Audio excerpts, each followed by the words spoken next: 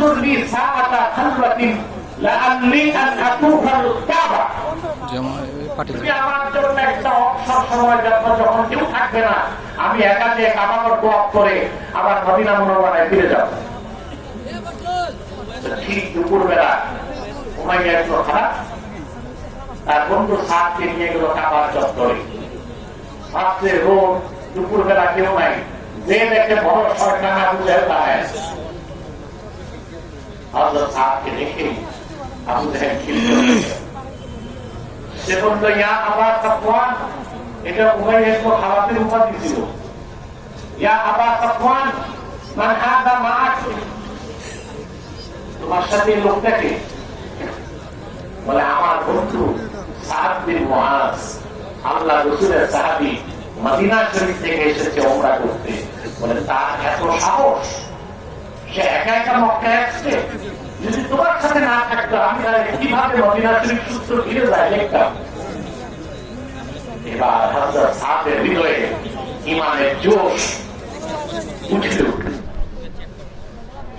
তিনি চিন্তা করলেন না তিনি মক্কায় একা আর সামনে আবু জাহেল। তিনি পাল্টা জবাব দিলেন, আবু জাহেল, তাহলে আমিও দেখতাম মদিনা মুনাওয়ারার পথ ধরে কিভাবে সামনে দেশে ব্যবসা করতে যাও। এত জোরে ধমক দিছে, আবু জাহেল স্তম্ভিত হয়ে গেছে। মুমিন আল্লাহ ছাড়া কাউকে ভয় পায়। হায়াতের মালিক কে? আল্লাহ কর্তৃক নির্ধারিত সময়ের 1 সেকেন্ড আগে কারো মৃত্যু আসতে পারে না। আমাকে আমার সংগঠনের লোকজন, এমনকি বিজিএফের লোকজন কঠোর বার্তা দিয়েছেন আগে প্রোগ্রাম না করতে। আপনাদের সিলেটে সব জায়গায় দিনেই আসে, কিন্তু এটা তো আমার নিজস্ব প্রোগ্রাম। সিলেট আমি আর প্রোগ্রাম বানাবো না, এগুলো তো আমার নিজস্ব প্রোগ্রাম। রাতেও আসছে না, ঠিক না? আমি জানি আমার নির্ধারিত সময়ের আগে আমার মৃত্যুকে নিশ্চিত করতে পারবে আল্লাহ। যতটুকু রুলস রেগুলেশন মেনটেন করতে হয়, সতর্ক থাকতে হয়, ততটুকু থাকি। কারণ সতর্ক না থাকলে তো আবার সাহায্য হয় না, আত্মহত্যা হবে, ঠিক না? প্রিয় বন্ধুগণ, যে কথা বলছিলাম, হযরত সাদ বিন মুআজ তীব্র ক্ষোভ দিয়ে বললেন, আমিও দেখতাম কিভাবে তুমি মদিনা মুনাওয়ারার পথ ধরে সামনে যাও। নেতাকে ধমক দিতে শুনে উমাইয়া একটু খারাপ লাগছে। উমাইয়া বলল, ইয়া আবা সাফওয়ান, লা তারফা সাওতাকা আলা আবিল হাকাম সাইয়্যিদি আহলিল ওয়াদি। এই উপত্যকার মহান নেতা আবু জাহেলের সাথে তুমি জোরে কথা বলো না। নেতার জন্য মায়া রাখছে। সাদ বিন মুআজ বললেন, নেতা বাচ্চা, তোমার খবর জানো? বলে, আমার আবার খবর কি? সাদ বিন মুআজ বললেন, আল্লাহর হাবিবকে বলতে শুনেছি তোমাকে হত্যা করা হবে। রাসূলুল্লাহর কথার প্রতি এত বড় কাফের উমাইয়ার কি অগাধ বিশ্বাস ছিল সেটাই বুঝাতে চাচ্ছি।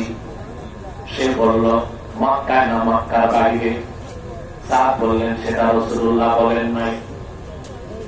আমি বুঝাতে চাচ্ছি কি আবু জাহেল কি আবু লাহাব, মক্কার যত কুরাইশ কাফের 13 বছর রাসূলুল্লাহর বিরুদ্ধে করেছে মক্কায়, যারা যুদ্ধ করেছে মদিনা মুনাওয়ারায় বদর প্রান্তরে, তারা মনে প্রাণে বিশ্বাস করত মুহাম্মদ সাল্লাল্লাহু আলাইহি সাল্লাম যা বলেন সেই কথার প্রতি অক্ষর মহাসত্যের সর্বোচ্চ মানদণ্ডে উত্তীর্ণ থাকে। এই কথা শুনে তার দুঃখ ফেলছে। নেতাও খাচ্ছে, দোষও খাচ্ছে, এক দোষ দিতে পারছে। বাড়িতে যে বউকে ডাকতেছে, ইয়া উম্মা সাফওয়ান, সাফওয়ানের মা তুমি বল, ও তো সাফওয়ানের বাবা। ডাকছে সাফওয়ানের মাকে, বউকে। একটা কথা মনে রাখবেন, মুমিন বিপদে পড়লে আল্লাহকে ডাকে, সাধারণ মানুষ বিপদে পড়লে মাকে ডাকে, আর অতি বউ ভক্ত যারা তারা বউকে ডাকে। সে ছিল বউ ভক্ত, এই জন্য সে তার ছেলে পেলের না দেখে বউরে ডাকতেছে।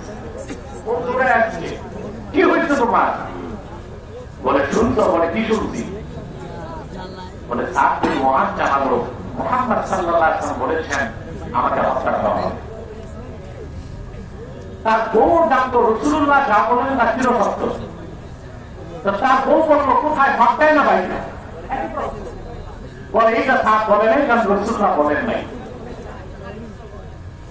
উমাইয়া ইবনে খালাফ আবু সাফওয়ান তার বউকে বলল তুমি সাক্ষী থাকো, ওয়াল্লাহি লা আখরুজু মিন মক্কা, আল্লাহর কসম থেকে আমি মক্কার বাইরে যাব না।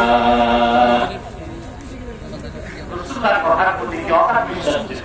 সুবহানাল্লাহ। শুরু হলো কিছুদিন পর বদর যুদ্ধের তামামা। আবু জেহেল ঘরে ঘরে যায় সৈন্য রিক্রুট করতে। গেছে আবু সাফওয়ানের কাছে, উমাইয়ার কাছে, বদর যুদ্ধে যেতে হবে। তার মনে পড়ছে সাদের কথা, বলেন আমার শরীরটা ভালো না, আমি এবার বদরে যাব। আবু জেহেল ছিল দুষ্ট নেতা, পাপ করতে যান, নেতারা দিল যাবে।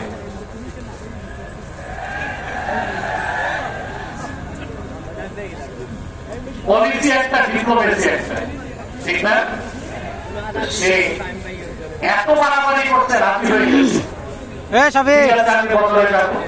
আবু জেহেল যেতেই তার বদলে আসছে। তুমি ভুলে গেছো, সাত বলে গেছে মুহাম্মদ সাল্লাল্লাহু আলাইহি ওয়াসাল্লাম বলেছেন তোমাকে হত্যা করবেন। বলে এমনিতে করতে একটু বের হয়ে আবার ফিরে আসছে। সহিহ বুখারী কিতাবুল মাগাজি হাদিস নাম্বার 3950 হাদিস সাক্ষ্য দেয় উমাইয়া যেই ঘর থেকে বের হলো আর ফিরতে পারে নাই। আল্লাহ তাআলা বদর পর্যন্ত যেতে বাধ্য করলেন। আল্লাহ মাকাতুদ্দিন আইনি লেখেন ফাকাদ্দারাল্লাহু ফাদলাহু বিয়াদি বেলালিন মুআজ্জিন রাসূলিল্লাহ সাল্লাল্লাহু আলাইহি ওয়াসাল্লাম, যে বেলালকে বছরের পর বছর নির্যাতন করেছে রাসূলুল্লাহর মুআজ্জিন সেই বেলালের হাতে বদর প্রান্তরে আল্লাহ তাআলা উমাইয়ার মৃত্যুকে নিশ্চিত করে দিলেন। আমি বুঝাতে চাইলাম আবু জাহেল সহ সমস্ত কাফেররা জানতো, মদিনা মুনাওয়ারার সমস্ত ইহুদিরাও জানতো মুহাম্মদ সাল্লাল্লাহু আলাইহি ওয়াসাল্লাম আল্লাহর আখিরি নবী, কোরআন হচ্ছে আল্লাহর বাণী।